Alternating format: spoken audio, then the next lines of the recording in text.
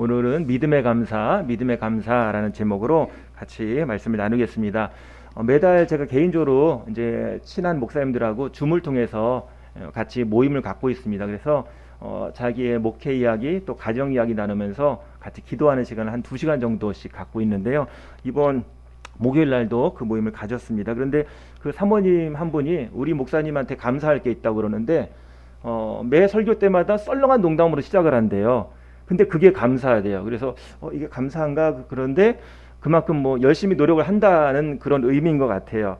그래서 저는 자주 하지 않지만 썰렁한 농담을 이제 시작을 하려고 하는데 하나님께서 좋아하시는 과일이 있다고 그럽니다. 혹시 뭔지 아시나요? 하나님께서 좋아하시는 과일. 힌트가 찬송가 66장. 다 감사드리세. 예, 다 감사드리세. 예, 여호와께 감사드리세. 예, 참 썰렁하죠. 예, 오늘은 교회 창립 33주년이라서 감사라는 걸 한번 나눠보려고 합니다. 왜 우리가 교회 창립 기념주일을 우리가 생각하는가? 교회를 세우신 뜻이 있다는 거죠. 우리의 신앙생활을 하나님이 붙잡아 주시는 뜻이 있다는 겁니다. 그게 초심이죠. 처음 마음. 내가 어디에서 떠나서 지금 어디에 있는가? 이걸 아는 게 초심이에요. 다른 게 아니라 나의 지도. 내가 지금 어디에 서 있는가? 우리 교회는, 우리의 가정은, 우리 인생은 어디에 있는가를 아는 게 그게 초심이라는 거예요. 그래서 길을 잃으면 다시 돌아갈 수 있는 자리.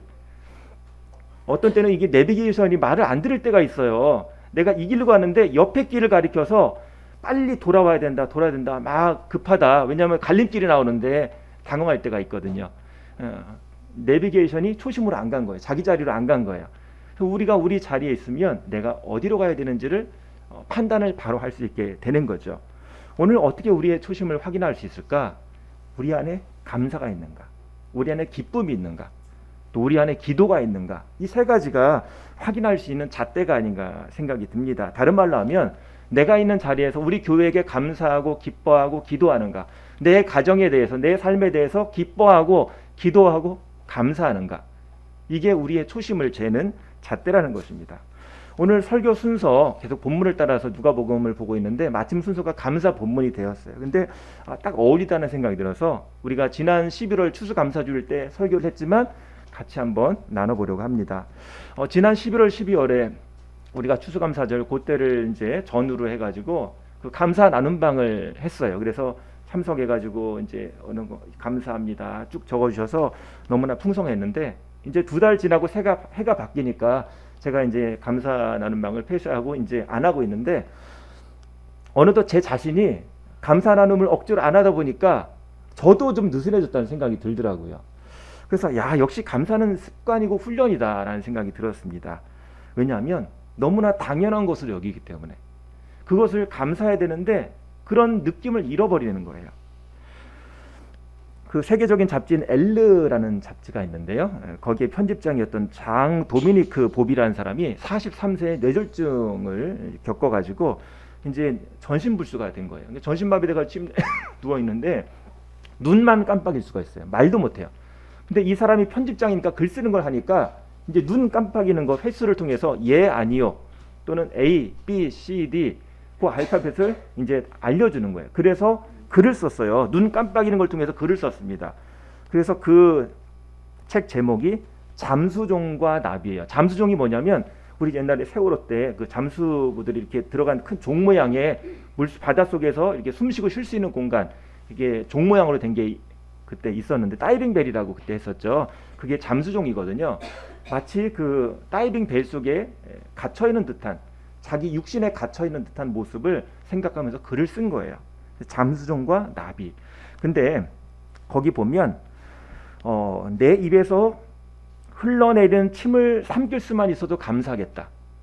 그러니까 마비가 돼가지고 침이 그냥 계속 흘러내리는 거를 어떻게 감당을 못하는, 남이 닦아줘야 되는 거예요.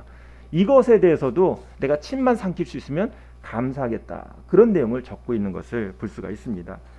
우리는 너무나 당연한 것을 누리면서도 감사를 못해요. 불평하고 낙심하고 무덤덤하고 하루하루가 그냥 지나가는 거예요. 오늘 아침에 일어나면서 오늘 뭐 할까 라는 생각으로, 오늘 어떻게 또 견디지? 그런 생각으로 일어나게 된다면 내가 삶에 너무 긴장하고 바쁘거나 무기력해져 있거나 우울한 거예요. 스트레스가 많은 겁니다.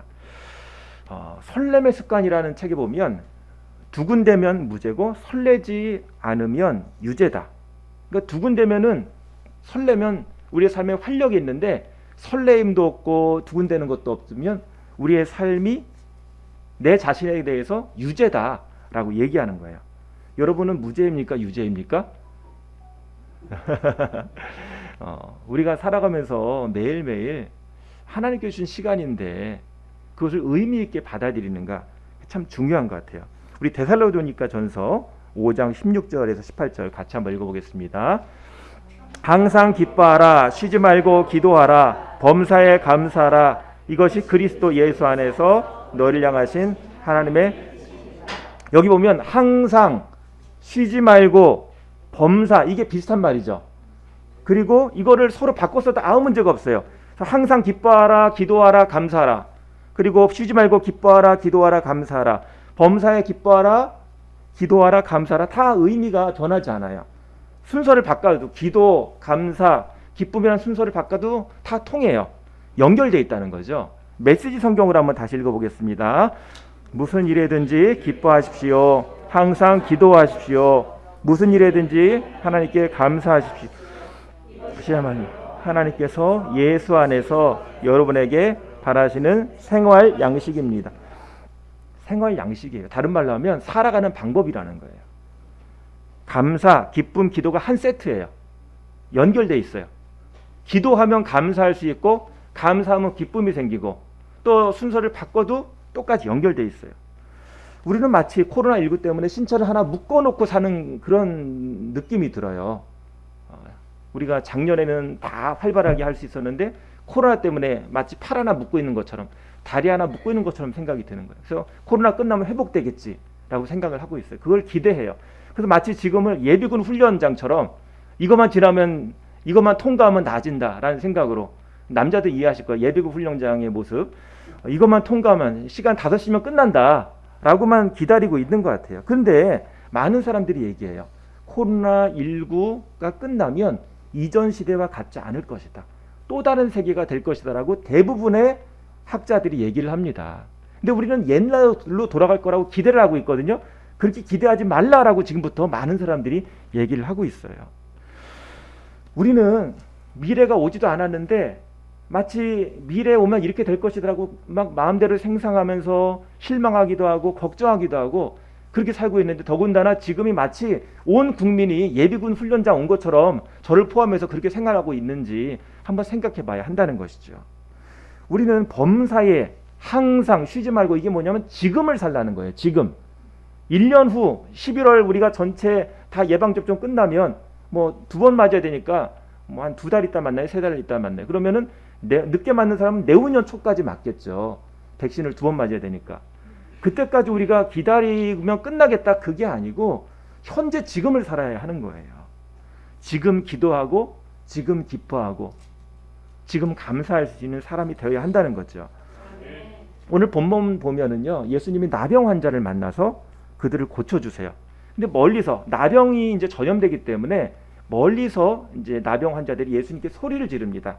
가까이 오지 못하니까. 12절 13절 읽어보겠습니다. 한 마을에 들어가서 나병 환자 10명이 예수를 만나 멀리 서서 선생님이여 우리를 불쌍히 여기서 하거늘. 자, 예수님께 나병 환자들이 사회적 거리두기를 했지만 그들에게 마음의 거리는 두지 않으셨어요. 그들의 말을 다 들으셨어요. 그리고는 14절에 보시고 이르시되 가서 제자들에게 너희 몸을 보이라 하셨더니 그들이 가다가 깨끗함을 받은지라. 예수님이 불쌍히 여기시고 그들의 병을 고쳐주셨다는 거죠. 그래서 그들의 예수님의 말씀을 듣고 멀리서 예수님께 말씀을 들었지만, 직접 예수님의 손을 붙든 것도 아니고 예수님의 손이 내 머리에 얹어진 것도 아니지만 예수님의 말씀을 듣고 그들이 제사장으로 향해서 가다가 병이 나았거든요. 이건 뭐냐면 하나님의 말씀을 진심으로 받았다는 거예요. 진심으로. 하나님의 말씀을 정말 진지하게 받았다는 겁니다. 하나님의 말씀을 존중하면 역사가 일어납니다. 그대로 해보자, 한번 말씀대로 해보자 라는 그런 마음이 있으면 깨달아지고 거기서 하나님을 만나는 거예요. 그래서 진지한 믿음이 필요합니다. 저는 이제 하나님 앞에 이렇게 기도하고 하다가 하나님이 이렇게 들어주세요. 그러면 들어주신 게 당연한 거죠. 예, 들어주시면 너무 감사해요. 또 들어주시면 또 감사. 그러다가 지난번에는 기도하다가 하나님 이거 아닙니다. 취소합니다. 욕심 때문에 기도한 것 같아요. 취소까지 했어요. 왜냐하면 하나님 이거 들어주시면 안 될 것 같아요. 그래가지고 취소까지. 왜냐하면 이게 몇 번 이렇게 하나님께서 그때그때마다 놀랍게 역사하시니까 이제 함부로 기도할 수가 없는 거예요. 정말 하나님이 살아계신 하나님이라는 것을 내가 알기 때문에. 그래서 이거 취소합니다. 제가 다음에 필요할 때 기도할게요. 그렇게 기도한 적이 있어요. 그래서 하나님이 어떤 상황을 아시니까 그냥 뭐 준비 기간 필요 없이 그냥 딱 필요하면 바로바로 응답을 하나님이 주세요. 그래서 이게 하나님이 내가 진심으로 대하는 걸 기뻐하시는구나. 그래서 취소도 하나님이 기뻐하십니다. 응답만 이거 해주세요만 아니라 하나님 제가 더 큰 믿음이 필요하네요. 더 하나님 앞에 믿음으로 가야 되겠네요. 라는 그런 마음을 하나님 기뻐하시는 것 같아요. 오늘 나병 환자가 그 마음이 있었다는 거예요. 진심으로 받았다는 거예요. 그랬더니 나병이 나았어요. 가는 중에. 그런데 15절 16절 보니까 그 치료를 받고 돌아온 사람이 한 사람이라는 거죠. 우리 같이 읽어보겠습니다.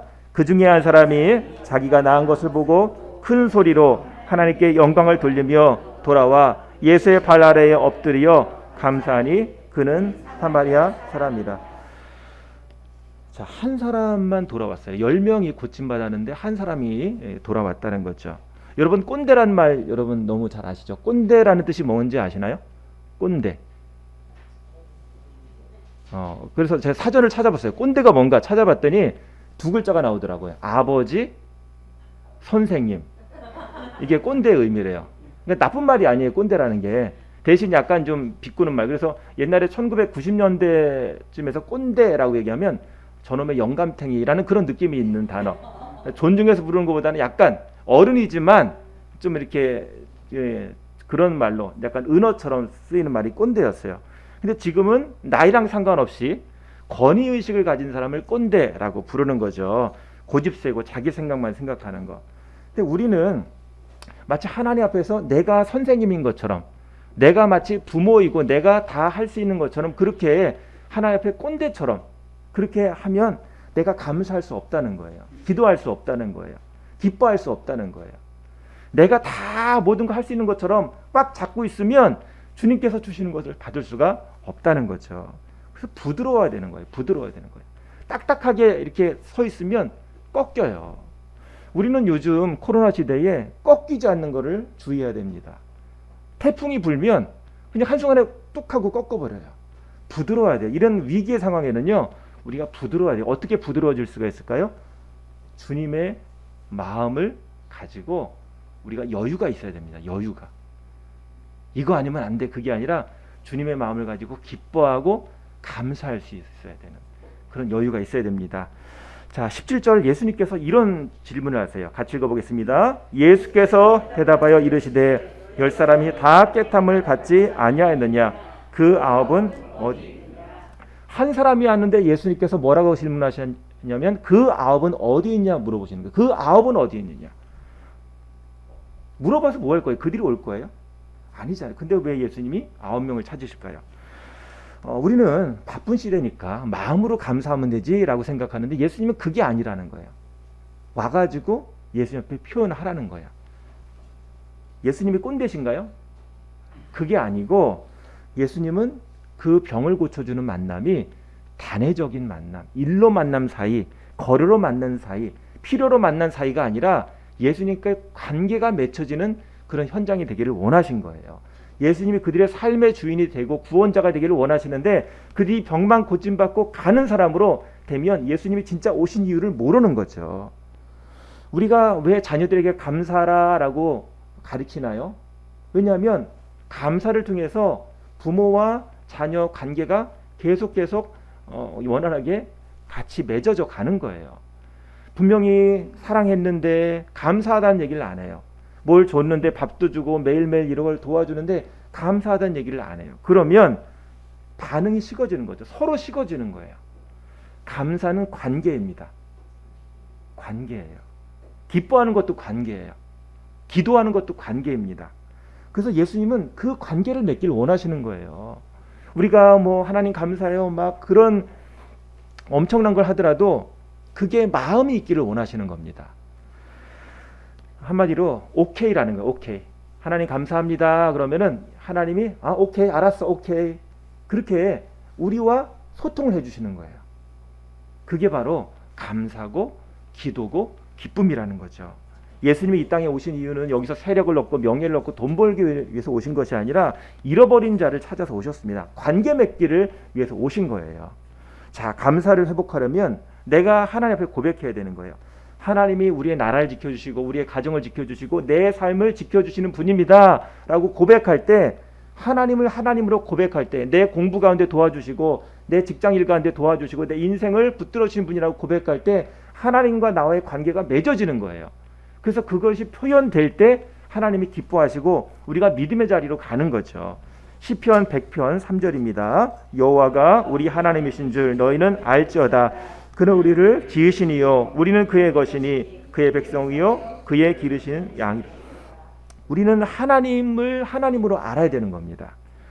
다윗은요 하나님의 언약궤를 이제 빼앗겼다가 예루살렘으로 다시 옮겨올 때 설레는 기쁨이 있었어요. 그래서 사무엘하 6장 16절에 보면 다윗 왕이 여호와 앞에서 뛰놀며 춤추었다. 언약궤가 오는 걸 보면서 막 춤을 췄다는 거예요. 그걸 보고 이제 비웃었죠. 왕이 저렇게 채통 없이 춤추냐. 근데 다윗은 뭘 알았냐면 하나님의 언약궤는 내가 왕의 권력으로 쉽게 내 힘으로 가져오는 것이 아니라는 걸 알았어요. 언약궤가 우사라라는 집에 있었는데 이 우사라는 사람이 마치 언약궤가 내가 옮기면 내 수레로 옮기면 옮겨지는 것처럼 그렇게 착각하고 소가 날뛰니까 언약궤에 손을 댔다가 그 자리에서 죽었잖아요. 우사가 죽는 것을 통해서 볼 때 언약궤는 사람이 손으로 옮겨지는 것이 아니다. 우리가 하나님을 이리저리 옮겨 다니는, 우리가 마음대로 하나님 움직이는 그런 힘이 없고 우리는 하나님 앞에 그냥 엎드려 경배할 뿐이다라는 것을 다윗이 깨달은 거죠. 그래서 언약궤가 예루살렘으로 오는 걸 허락하신 것을, 그것을 감사한 거예요. 하나님이 나를 찾아오셨군요. 하나님이 내 삶의 자리로, 내 왕의 이 자리로 오셔서 내 나라를, 내 자리를 인도하시는군요. 그거를 기뻐하는 거예요. 하나님이 내 삶에 찾아오신 것을 기뻐하는 거예요. 내가 하나님의 마음대로 왔다 갔다 못하는데 우리는 그런 착각을 하는 거죠. 하나님이 나를 찾아오셨다라는 것을 기뻐하면서 하나님이 은혜를 가지고 찾아오시는구나. 그래서 왕의 체면을 내려놓고 거기서 춤을 춘 겁니다. 믿음의 누루를 가지고 본 거죠. 내 삶의 주인이 하나님이 되시는구나. 하나님이 날 인도하시는구나. 그러면 그때 생기는 게 경외감이에요. 이 자연이 아름답게 보이기 시작해요. 눈이 와서 더럽네 뭐하네 그게 아니라 하나님이 인도하셨네. 꽃을 보면 하나님이 인도하셨네. 하나님이 내 삶 가운데 역사하는 걸 보면서 탄성이 생기고 설렘이 생기고 기대가 생기는 겁니다. 이게 감사예요. 기쁨이에요. 그러니까 하나님을 주인으로 인정하면 그때 기쁨이 생기는데, 하나님이 주인이 아니면, 하나님이 인도하시는 걸 보지 못하면 체면 따지고 비교하고 내가 가진 것 지키려고 노력하고, 그게 아니라 하나님이 나를 지켜준다는 걸 알면 거기서 편하게 자유롭게 춤출 수 있는 겁니다. 제가 춤을 잘 출까요? 못 출까요? 못 추는 거 당연히 아시겠죠. 제가 뭐 춤추면 우리 애들이 난리 날 겁니다. 아빠 왜 그래요? 그럴 겁니다. 그런데 마음으로는 우리가 하나님 앞에 기뻐서 춤출 수 있는 그런 사람이 참 됐으면 좋겠어요. 나이와 상관없이, 그죠? 그래서 하나님 앞에 정말 어린아이처럼 그렇게 부드러워질 수 있고 낮아질 수 있는 사람이, 좀 유연한 사람이 됐으면 좋겠습니다. 데살로니가전서 1장 5절인데요. 이는 우리 복음이 너희에게 말로만 이른 것이 아니라 또한 능력과 성령과 큰 확신으로 된 것입니다. 하나님의 말씀이 우리 가운데 확신을 주는 줄 믿습니다. 능력을 주시는 줄 믿습니다. 이런 확신이 있어야 돼요. 그래서 평생 감사를 쓴 전광 목사님 그 책이 있죠. 세 가지 감사의 이유가 나오는데요. 그냥 그 책 정리하면 딱 세 가지입니다. 첫 번째로 나의 자격 없음에도 인내하고 기다려주시는 하나님 은혜의 감사. 하나님 은혜에 감사하기 때문에 평생 감사가 가능한 거고요. 두 번째, 하나님께서 주신 사명을 감당하면서 감사를 배운다. 우리가 감사를 어떻게 하나요? 가만히 있어서 감사하는 것이 아니라 하나님께서 주신 일을 잘 감당하다 보면 감사가 하게 되는 거예요. 가만히 있어서 감사가 아니라 주신 일을 감당하면서 감사하는 겁니다. 세 번째로 결국 하나님께서 억울한 일이 없도록 공의로 판단하실 것이기 때문에 이 세상 모든 것 하나님이 억울함이 없도록 나중에 심판의 자리에서 모든 것 우리에게 상 주시고 그 모든 것 가운데 하나님이 공평하게 인도하실 것이기 때문에 우리가 감사할 수 있다는 거죠. 그래서 감사의 기준은 하나님이 되어야 되는 거예요. 내 감정, 내 판단이 되면 안 되는 거죠. 자, 그래서 이제 신명기 8장 3절 4절입니다. 같이 한번 읽어보겠습니다. 너를 줄이게 하시며 또 너를 알지 못하며 내 조상들도 알지 못하던 만나를 내게 먹이신 것은 사람이 떡으로만 사는 것이 아니요 여호와 입에서 나오는 모든 말씀으로 사는 줄을 내가 알게 하려 하심이라. 이 40년 동안에 내 의복이 헤어지지 아니하고 내 발이 부르트지 아니하였느니라. 아멘. 만나가 있었고요. 광야 생활 40년 동안에 의복이 헤어지지 않았다. 옷이 헤어지지 않았다. 또 발이 부르트지 않았다. 그게 뭐냐면 하나님이 광야 생활이었지만 심하게 이끌지 않으셨다는 거예요. 발이 부르트도록 행군을 오래 하거나 뭐 그러지 않도록 하나님이 우리를 세밀하게 돌보셨다는 거예요. 우리가 신경 쓰지 않으면 망할 것 같죠. 주저앉고 광야에서 목말라 그냥 다 죽을 것 같죠. 근데 그게 아니라는 거예요.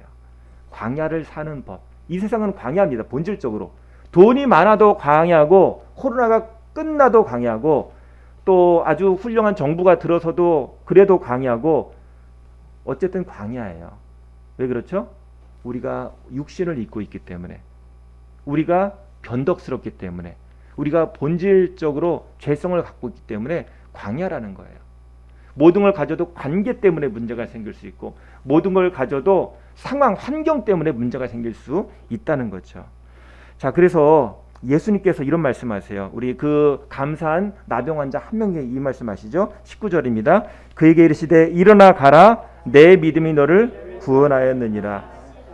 믿음이 구원하는 겁니다. 믿음이.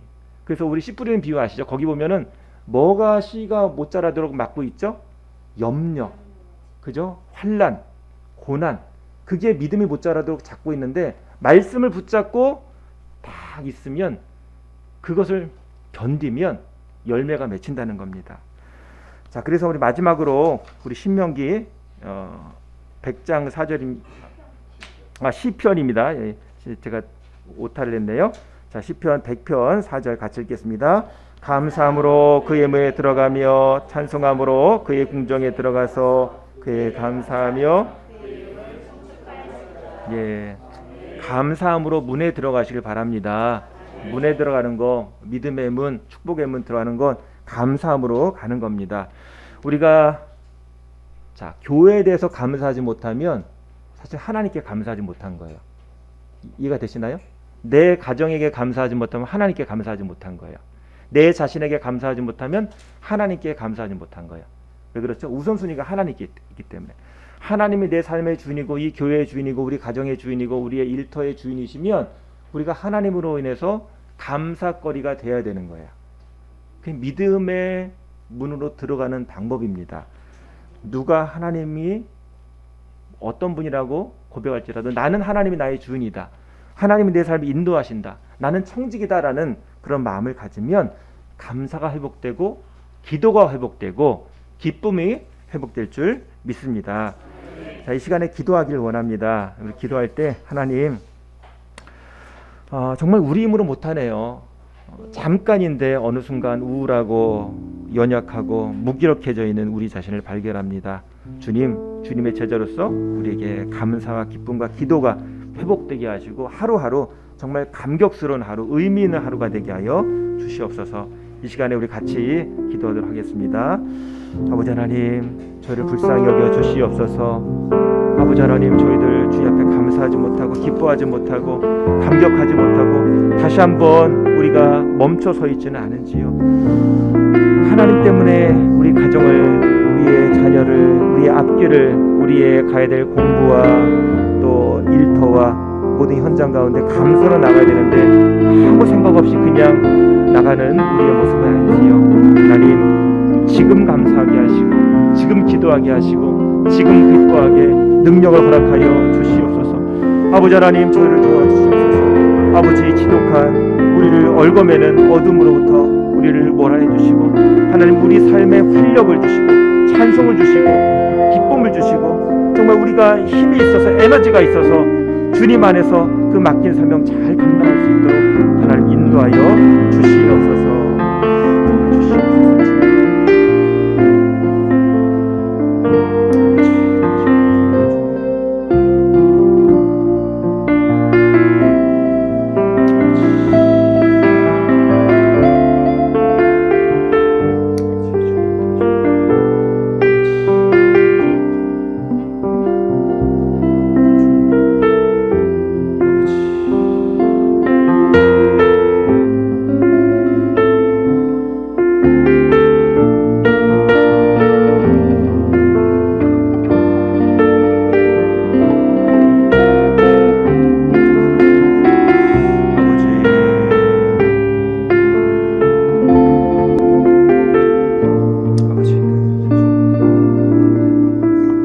아버지 하나님, 저희들이 먼저 앞장서서 개척자가 되어야 되고 인도자가 되어야 되는데, 우리가 오히려 우리 가정에 대해서 하나님 주셨는데 우리가 걱정하고 원망하고 또 속상해하고 있지는 않은지요.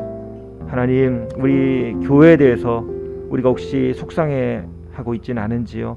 우리의 일터, 우리 직장에 대해서, 우리가 공부하는 학교에 대해서, 친구에 대해서 원망하고 있지는 않은지요.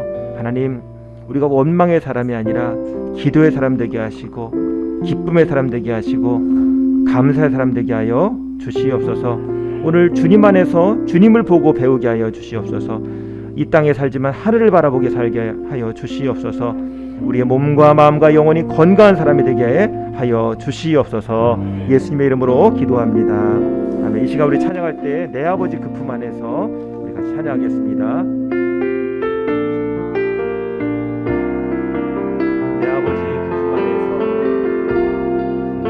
아버지 그 품 안에서 내 영혼은 안전합니다. 주 손길로 내 삶을 안으시니 그 평강이 나를 덮습니다. 나 비록 넘어지며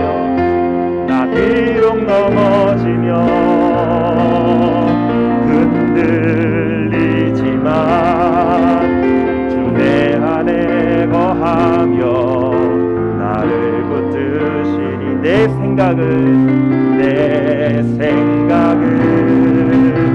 주께로 돌리고 주시는 평강의 옷을 입습니다. 주 약속 안에서 내 영혼 평안에 내 뜻보다 크신 주님의 계획 나 신뢰해 두려움 다 내려놓고 주님만 의지해 주 안에서 내 영혼 안전함. 처음부터 다시 하겠습니다. 내 아버지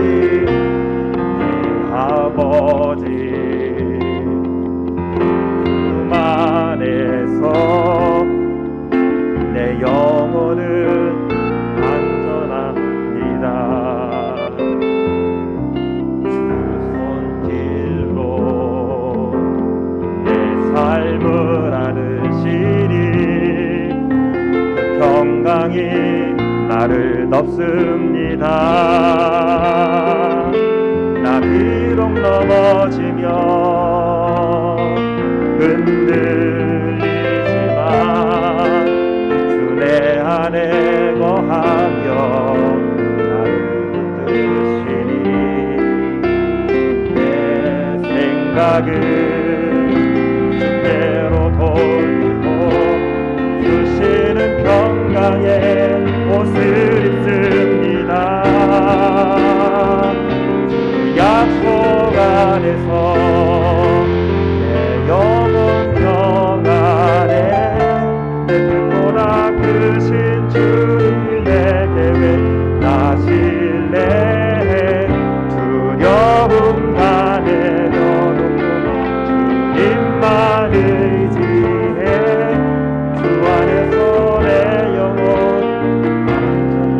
안에서 내 영혼 안전합니다.